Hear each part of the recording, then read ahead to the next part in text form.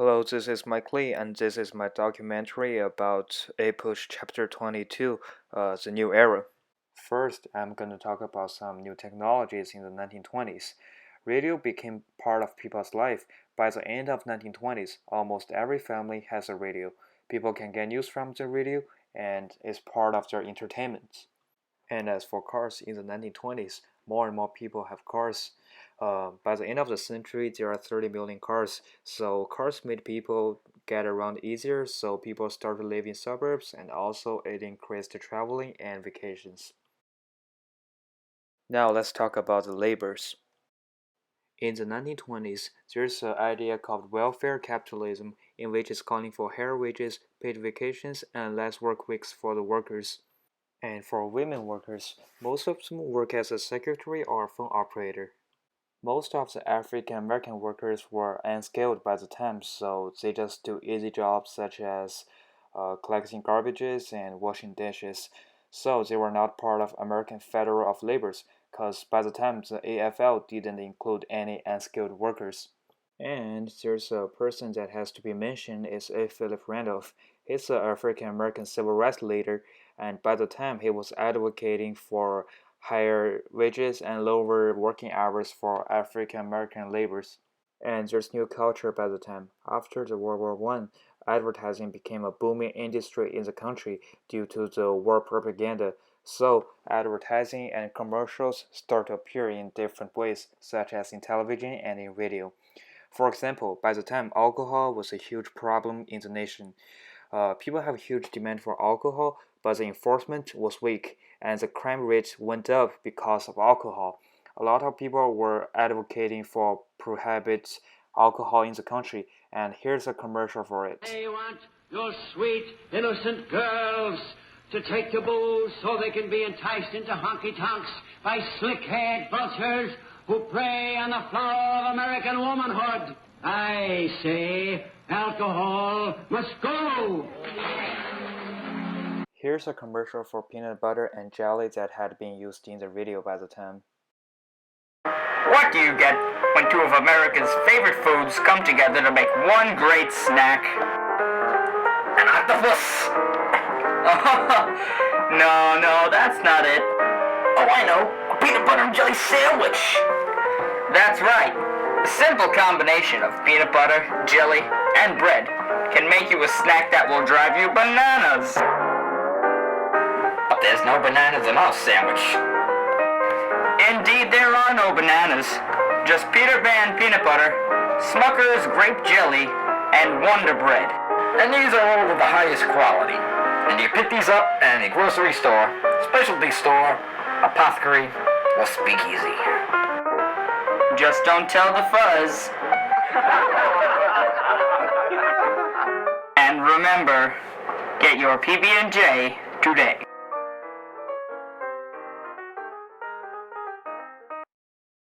More and more newspapers were in circulation, and there were some new magazines that had been came out, such as The Time, in which they still have a lot of readers until nowadays. 1927 was a milestone for movie industry. The movie Jazz Singer came out that year, and it was the first movie ever with audio. Here's a short clip of the movie. $10? Oh, I'm going to take you to Coney Island. Yeah? Yes, I'm going to ride on the chute-to-chute. Oh, And, in the dark mill. yeah? Ever been in the dark mill? Oh, no, I was... Well, with me, it's all right. I'll kiss you and hug you. You'll see if I don't. Now, Mama, stop now. You're getting kittenish. Mama, listen, I'm going to sing this like I will if I go on the stage, with this show. I'm going to sing it jazzy. Now, get this. Blue sky, smiling at me, me. Nothing but little blue sky. Do I see? Do.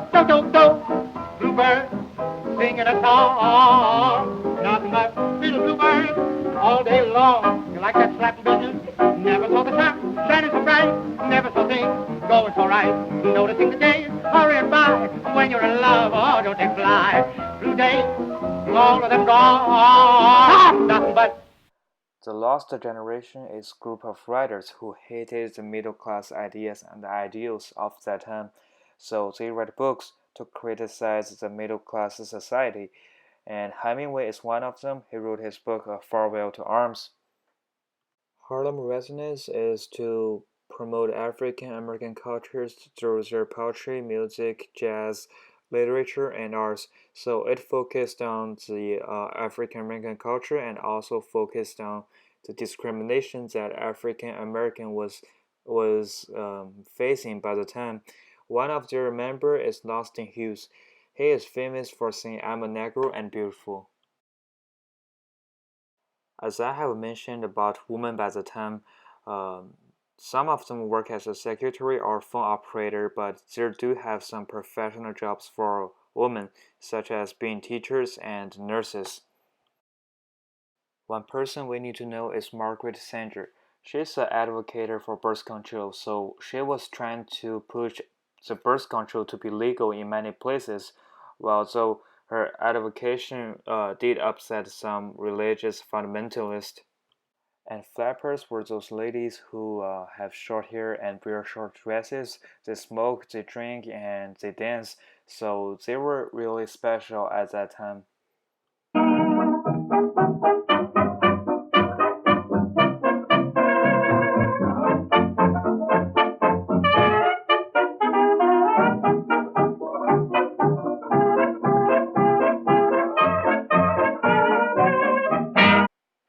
Here's about the agriculture at that time in the 1920s.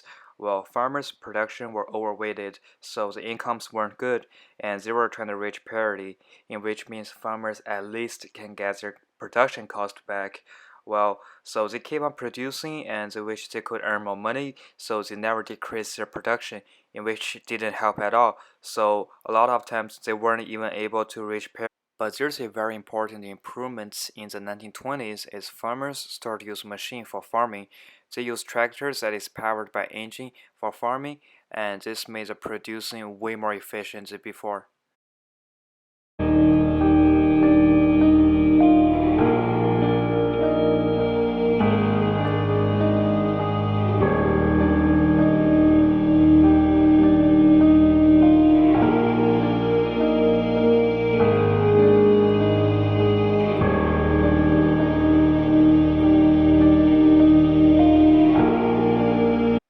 And the Ku Clan, the KKK. The first group of KKK was founded during Reconstruction and had died in the 1870s, but the second group they got remerged in the 1920s, and by the mid of 1920s they got 5 million members that is registered to the party, in which is a huge amount of people.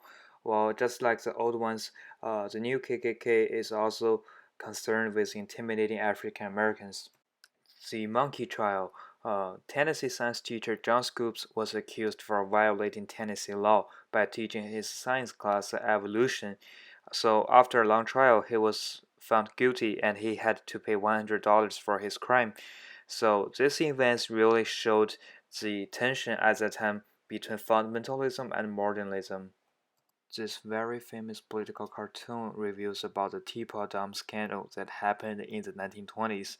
The Secretary of Interior Fall transferred land under his department and then secretly leased the land to oil company, and he received a lot of money as bribes.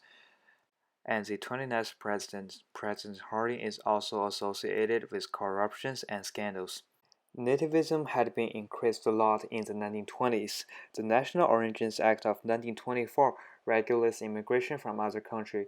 It restricted immigration from one country to 3% of the people from that country and is living in the United States by the time.